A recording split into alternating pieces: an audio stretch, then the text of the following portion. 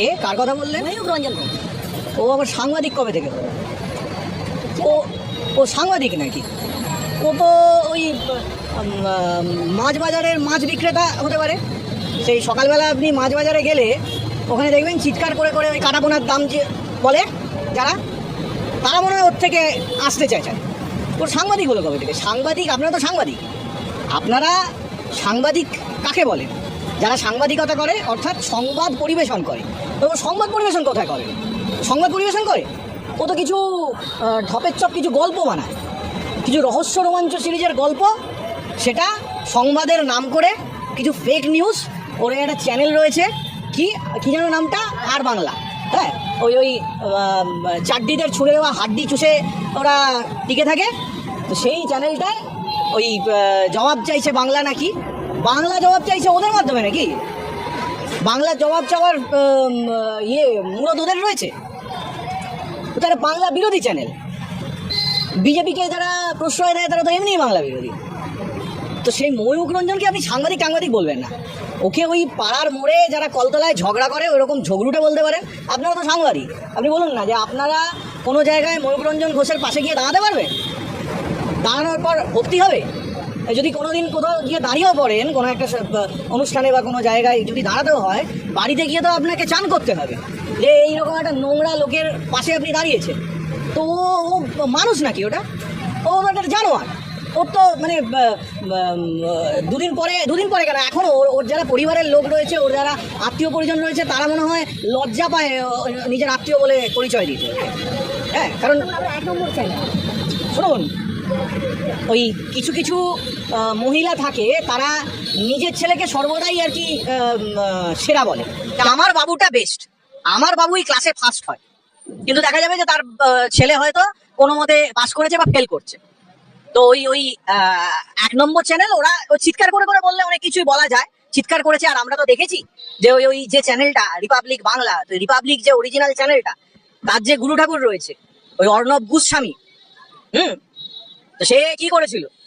সে ওই টিআরপি কিনেছিল, মনে আছে হয়তো আপনাদের। তো টিআরপি কিনে যারা চ্যানেলের ভিউ বাড়াচ্ছে, চ্যানেলের সার্কুলেশন বাড়াচ্ছে, চ্যানেলের কি বলে জনপ্রিয়তা বা ওই 1 নম্বর 2 নম্বর এসব পজিশন বেটার করছে, র্যাঙ্কিং ঠিক করছে, তারা যদি বলে থাকে যে তারা 1 নম্বর চ্যানেল, ব্যাপারটা হচ্ছে ওই কি বলা যেতে পারে, সানি লিওনি যদি নিজেকে সতী সাবিত্রী বলে সেটা যেমন হয়, তো ময়ূক রঞ্জন ঘোষ রিপাবলিক বাংলাকে 1 নম্বর বাংলা চ্যানেল বললে সেই একই জিনিস হয়।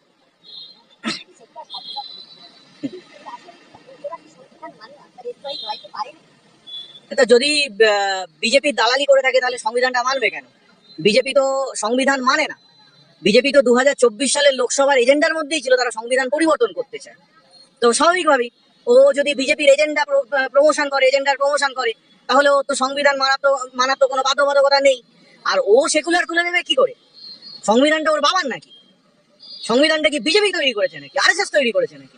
সংবিধানটা শত শহীদের রক্তে দেশ স্বাধীন হয়েছিল, আর যারা দেশ স্বাধীন করেছিল সেই দেশনেতারা, দেশের জনগণ সবাই একসঙ্গে বসে সংবিধানটা তৈরি করেছে। তো যখন দেশ স্বাধীনতার লড়াই লড়ছিল তখন তো এই বিজেপির বাবা আরএসএস বা হিন্দু মহাসভা, জনসংঘ তারপর তৈরি হয়েছিল স্বাধীনতার পর। তো এরা তো স্বাধীনতা আন্দোলনে এক ফোঁটাও রক্ত দেয়নি, এরা তো স্বাধীনতা আন্দোলনের বিরোধিতা করেছিল। এদের ওই গুরু রয়েছে, গুরু গোলওয়ালকার, সে তো বলেছিল যে আমাদের হিন্দুদেরকে এখন স্বাধীনতা আন্দোলনে রক্তক্ষয় করার কোনো মানে হয় না, কি না ইংরেজদের হয়ে লড়াই করতে যেতে বলেছিল ওরা, মানে ব্রিটিশের দালালি করতে বলেছিল।